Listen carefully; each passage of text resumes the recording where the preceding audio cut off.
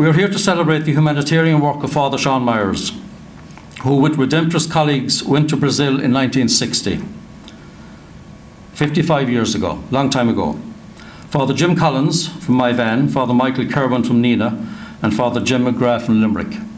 Unfortunately, those three are no longer with us, but Father Sean still is. We'll begin with the RARC 1977 TV documentary. I'm not quite sure whether I can pronounce the second word here right or wrong, but it's Padre Joao is a Kerryman, is the title of it. And those of you that are old enough to remember the RARC television series, they were quite cutting edge at the time. Black and white and a bit grainy, but tremendously well put together, and they were quite, I suppose, controversial in their own way. So I've seen it for the first time 2 weeks ago, and I'm sure some of you here tonight may have seen it before, but I would guess many of you have not. Tahas Aram, that is you.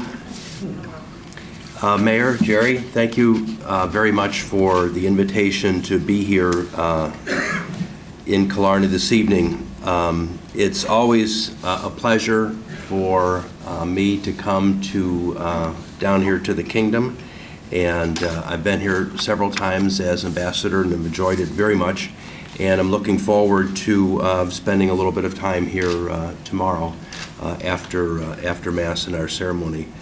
It is a great honor to be asked to participate in this proceeding tonight, and I have been asked to say a few words about the Medal of Freedom and its significance and how that relates to the work of Monsignor O'Flaherty, who was obviously a very, very remarkable man. I'm told that he was a great golfer in addition to a whole bunch of other things, and that doesn't surprise me, having seen some of the beautiful golf courses as we arrived earlier today. So President John Kennedy once said that a good man does what he must in spite of personal consequences, in spite of obstacles, and in spite of dangers. And this is the basis, he said, for all human morality. Monsignor Hugh O'Flaherty clearly personified those words. More than 6,000 Jews and Allied soldiers literally owe their lives to Monsignor O'Flaherty and his network of contacts to help these men, women, and children evade and hide from the Nazis and the fascist forces in Italy. He did all of this knowing that there was a death warrant issued against him because of his actions in defiance of the Gestapo in Rome. Knowing about his life's work, one particular quality jumps out to me, and that is his amazing compassion and belief in reconciliation for all. In the spirit of a truly great humanitarian, Monsignor O'Flaherty fought against injustice, no matter where he saw it, and regardless of the risks to him. He advocated for the rights and fair treatment for both German and Italian prisoners of war, as well as Allied POWs. But what I found particularly and perhaps singularly moving about Monsignor O'Flaherty was his willingness to forgive. I was astounded to learn that after the war, Monsignor O'Flaherty frequently visited the prison in Rome where the SS commandant, Colonel Herbert Kappler, was imprisoned, and Monsignor O'Flaherty visited him. And this was the very man who had issued the death warrant against Monsignor O'Flaherty years earlier. Not only did the Monsignor forgive Colonel Kappler, but eventually he even baptized Kappler upon his conversion to Catholicism. So it's no wonder that we continue to celebrate Monsignor O'Flaherty and his actions both during and after the war. The United States government saw fit to recognize the incredible selflessness of Monsignor O'Flaherty during the war. At least 180 American soldiers were concealed and aided by the Monsignor and his contacts in Italy. However, it was his noble actions that came after the war in taking care of the needs of all nationalities, again at the risk of his own life, that earned him the United States Medal of Freedom with the Silver Palm in 1946, the year after the war ended. The medal was especially created by President Harry S. Truman, a fellow Missourian, on July the 6th, 1945. It was created to recognize the actions of civilians, both American and from other nationalities, who during the course of World War II aided humanity in a significant and an exemplary way. Less than 10% of all the medals of freedom presented for heroic and selfless deeds during the war and after the war were presented with a silver palm, as was Monsignor O'Flaherty's. The United States Medal of Freedom truly is a prestigious award in the United States. It is the civilian equivalent of the military Medal of the Legion of Merit, which was one of the highest and is one of the highest military decorations presented in my country. It is given at times to foreign chiefs of defense and even to heads of state. In fact, several previous chiefs of staff of the Irish Defence Forces have been presented with the Legion of Merit upon their retirement after a full life of active work for promoting peace and security in all the dangerous corners of the world in which the Irish Defence Forces serve. In other words, Monsignor O'Flaherty, as a recipient of the Medal of Freedom, is in very, very, very good company. President Kennedy redesigned the Medal of Freedom as the Presidential Medal of Freedom, and it remains the highest civilian award presented by the United States of America. This honor has been bestowed on men and women in the United States and around the world in recognition of some of the most impressive acts of compassion, of self-sacrifice, and of service. Men such as Lech Walesa and Nelson Mandela have been honored with the award. Women such as Mother Teresa, another name that you might recognize, President Mary Robinson, are recipients of the Presidential Medal of Freedom. When my boss, President Obama, presented the medal to your president, Robinson, in 2009, he said, "Mary Robinson learned early on what it takes to make sure all voices are heard. As a crusader for women and for those without a voice in Ireland, Mary Robinson was the first woman elected President of Ireland before being appointed UN High Commissioner for Human Rights. When she traveled abroad as president, she would place a light in her window, and that would draw people of Irish descent to pass by below.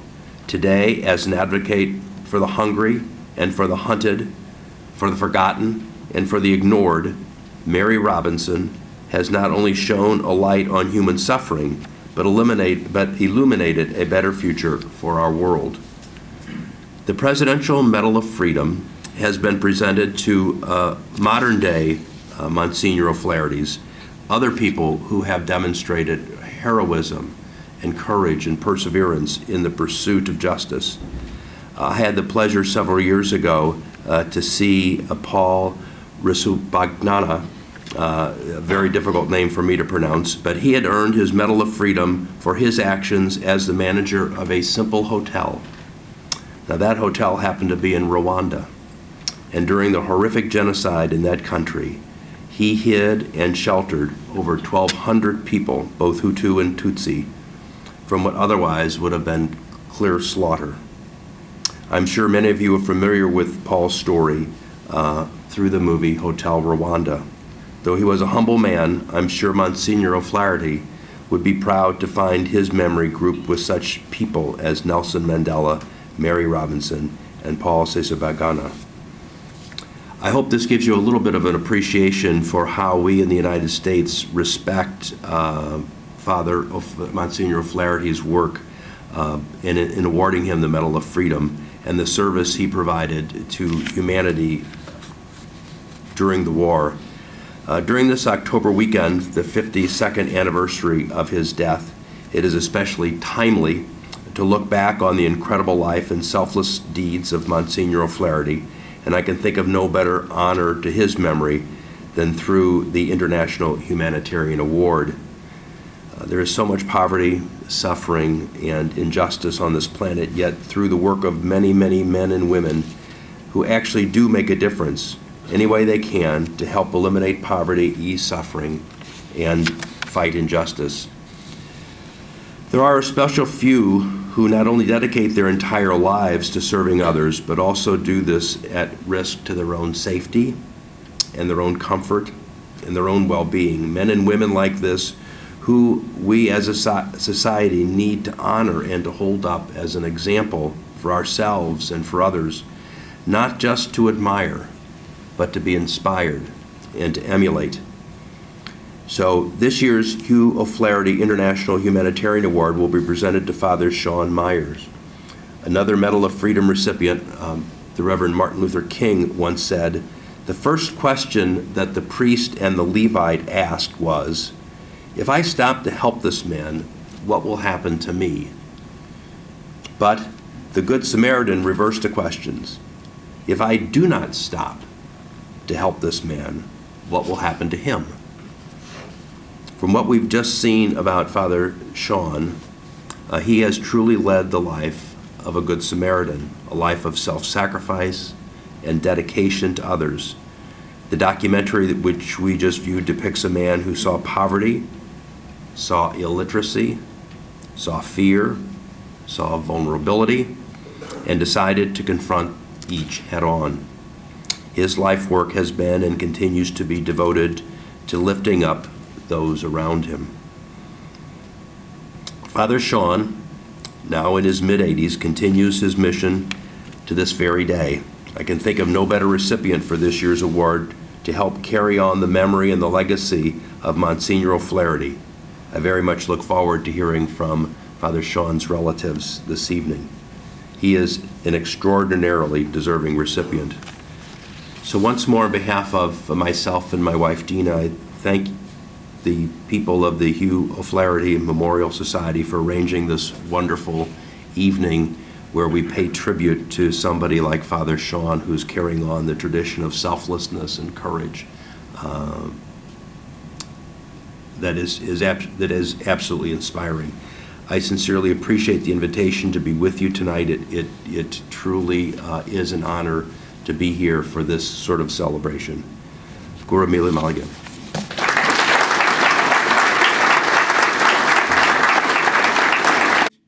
To raise awareness of the Monsignor's life and his bravery and selflessness during World War II. His humanity and bravery helped save the lives of 6,500 people from Nazi-occupied Rome during the latter stages of the World War.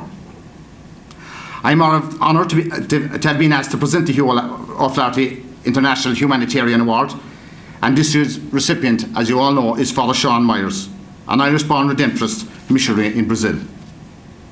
This is the 8th year of the memorial to the Monsignor, and it is very fitting. I believe that Fr Sean is receiving this award as his own life mirrors that of Monsignor Hughes. Fr Sean, a native of Fossa, has served as a Redemptorist missionary in Brazil since 1960. And during this time, he demonstrated the qualities of humanity, generosity, and dedication similar to the Monsignor. Fr Sean, now 85 years old, still presides over a parish over half the size of Ireland in the northeast of Brazil. To see so many people gathered here from all the facets of society is a deserving tribute to a great humanitarian who has done so much for so many during his lifetime. Fr Sean was and is no ordinary missionary. As well as ministering to the spiritual needs of some of the most abandoned people, he caters for some of their practical needs by providing farm equipment, seeds, and medical help when needed. Unfortunately, because of the scale and remoteness of his parish, it has not been possible for him to be with us at this award ceremony this evening. However, the Provincial of the Redemptorist Order in Ireland, Father Don Bargery, is present here tonight, together with Fr Sean's niece, Mary Vousden, who will deliver his response to the award. I now invite Ms. Vousden to come forward to accept the award.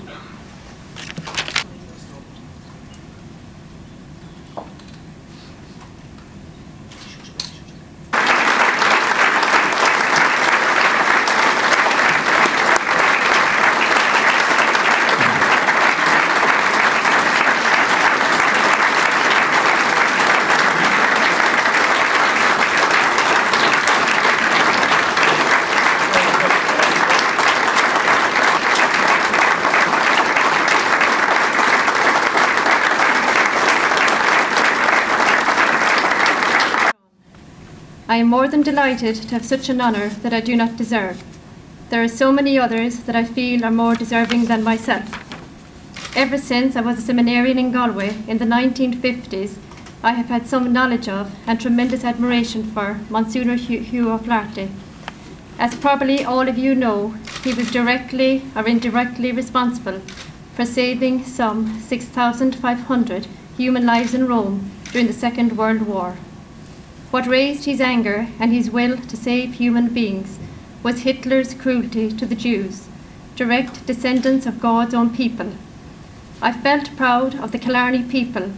When the rest of Ireland forgot the Irish hero, the Killarney people remembered him at least with a grove of trees, and now much more.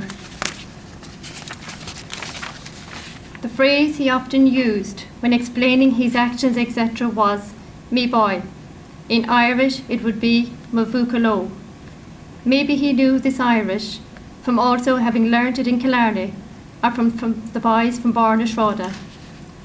Firstly, I would like to thank the Fossa Community Alert Group for nominating me on behalf of the people of Fossa. I have always felt very lucky with the support I have got from Ireland.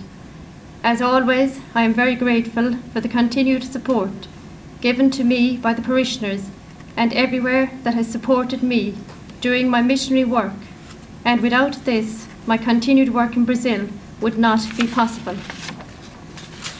I would also like to thank all my volunteers over the years, whose invaluable contributions I really appreciate, and I will always cherish the time spent with them in Brazil. There is too many names to mention. And finally, I would like to thank my family and my fellow priest in the Redemptorist congregation, at home and worldwide, for all their continued support and steadfast and loyal friendship throughout my 55 years. My Redemptorist colleagues have always supported me in my unconventional ideas, and to my Irish colleagues who are always there for me in my time of need. I wish to thank them for all their support and visits during my hospital stay in February. Maybe they thought the man above was ready to take me off their hands. In conclusion, I would like you to know that the only way I can show my gratitude to all of you here tonight, and to all who had any part in nominating and selecting me for this great honour, is for me to say a novena of masses for your intentions. I cannot congratulate you enough on your choice for this award. After all, I am just a Cobbogue from Barleymount, living and praying with Cobbogues in the Brazilian backwoods. Guriv Mila Mahagwiv.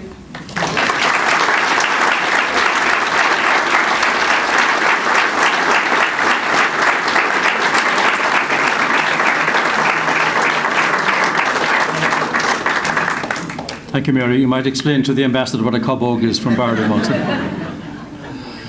Okay, now I call upon Father Dan Baragry from the Redemptorist, Provincial Redemptorist in Ireland to respond as well. Hello, thank you. Good evening, everybody. I'm delighted to be here this evening representing the Redemptorists. The Redemptorists here in the Dublin province, of which Father Sean is a member, and also the vice province of Fortaleza in Brazil, where he has worked for the last 55 years. In their name, I want to thank you for honouring our confrere, Fr Sean Myres, tonight, and to congratulate him, Sean, and his family on this occasion. I know too that Sean is a very humble man. He's not a man that pushes himself. He would certainly want me to say that he feels that this award honours not just himself, but also all of his Redemptorist colleagues, and indeed I would say all Irish missionaries who have given their lives in the service of humanity. It's a pity Sean can't be with us. His health isn't great, his age, but his main reason for not being here is that he has masses to be saying that he missed early in the year. So he's still working away, and even that surely says something about the dedication of the man. I certainly believe, as has been said, that Father Sean is a worthy recipient of the Hugh O'Flaherty International Humanitarian Award, because he's a committed priest, he's a dedicated missionary, but above all, he is a very genuine humanitarian who has spent his life with and in the service of the people of Brazil. Sean, as many of you know, was ordained in 1957 and to his intense disappointment, he was immediately assigned to Rome, if you don't mind, to study moral theology. He wanted to go on the missions. Sean enjoyed his short stay in Rome, but he admitted to himself he never opened a book while he was there and never studied until eventually he received the following letter from our provincial at the time, which said, "Dear Father Myres, I received your letter giving me the results of your first year exams and the expense account of your holidays. The results were not very interesting. You have been appointed to our new mission in Brazil. Please come home as soon as possible to prepare for this new mission. Yours in the Lord." I don't think a happier man ever left Rome. And the rest, as they say, is history. And for the last 55 years, Sean has ministered in some of the most remote and isolated areas in Brazil. And at this stage, to tell you the truth, the stories about him have become the stuff of legend. It's hard to know what's truth and what's fiction at this stage. He's a big man with a big heart and a larger-than-life reputation. He's never one, as I said, to seek the limelight or to promote himself, but Sean's whole life has been motivated by a desire simply to be close to his people, to share their lives, and to contribute in whatever ways he can to improving the quality of his lives, of their lives. And you saw that a bit in the film, as he said himself there, living with people, being one with them, and as far as a priest can be, is the greatest thrill for me. And that's how he has spent his life. He has spent it close to the people and to the most abandoned of people. It would absolutely be impossible to do justice to the life and to the ministry of Father Sean Myres. Over the years, he's preached the gospel and he's celebrated the sacraments with and for his people, but he's done much, much more than that. And you just only got a sense of it in that film. He's built roads and bridges. He gathered ploughs and tractors from here in Kerry to improve the agricultural life in the area. He's begun income-generating projects. As we see, he's learned to pull teeth. He's fed the hungry. He's encouraged education and health care. He has defended human rights. He's denounced injustice and corruption. He's stood up to land grabbers. He's become a voice for the voiceless in so many ways. He's been to jail, maybe we shouldn't say this, but he's been in jail on more than one occasion, shall we say. I'd say even I, as provincial, don't know the full stories there, but he's been there, but it just gives you an occasion. And his life has been threatened quite numerously and quite a numerous times. But he has, thank God, remained safe. And he's remained safe largely due to the affection in which he's held by his people. They have kept him safe. And you could sense that in the film. It strikes me, and it has been said already, that Sean is a man who has spent his whole life on the periphery. He spent his life on the edges. He certainly, and he gives you the sense in his own talk there, he spent it on the edges of the Redemptorist congregation, on the edges and the periphery of the church and of society, but it's at the periphery, it's on the edges that the most neglected, the most needy, and the most forgotten people by church and by society are to be found. And it's here, more than anywhere else, on the periphery, that the compassionate message of the gospel needs to be preached and lived. And it's because Sean has committed his whole life to doing that, that he is an inspiration for us all. Last year, Pope Francis called on the world's priests to become the healing power of God's grace to everyone in need, to stay close to the marginalized, and to be shepherds living with the smell of the sheep. Well, Sean does that. He's a man before his time. I read recently an article he gave 30 years ago when somebody went down when he was here in Kerry home on holidays to interview him. And when he came in, he said to them, "I spent the whole morning shoveling cow dung," he said, "out in the farm, and I had to clean myself totally, strip myself totally off, just so that you wouldn't get the whiff of the cow dung when I came in," he said. "But you know," he said, "I think priests should be mixing with the cow dung." So maybe he was before his time.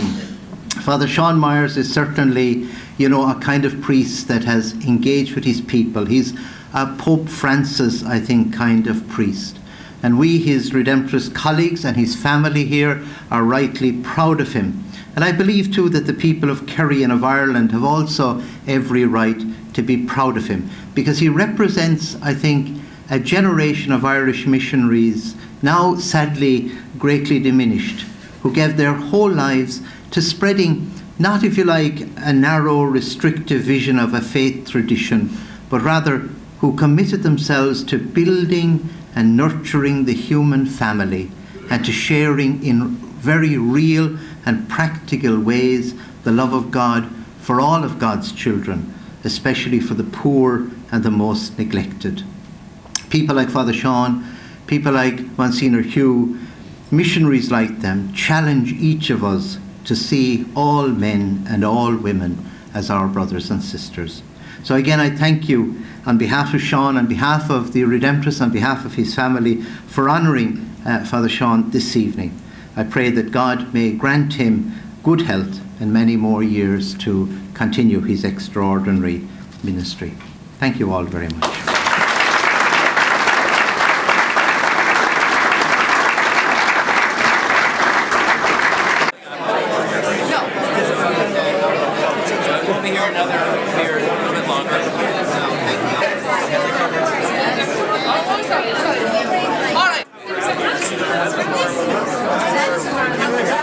Sean, if you just move in between the two lads there. Don't walk this way as far as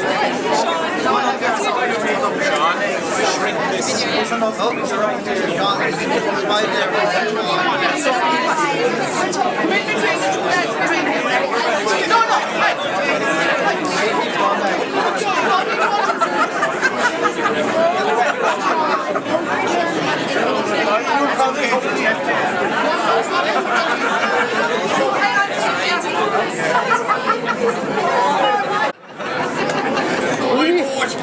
Let's get a big cheer for Father Sean Myres. So. Hey.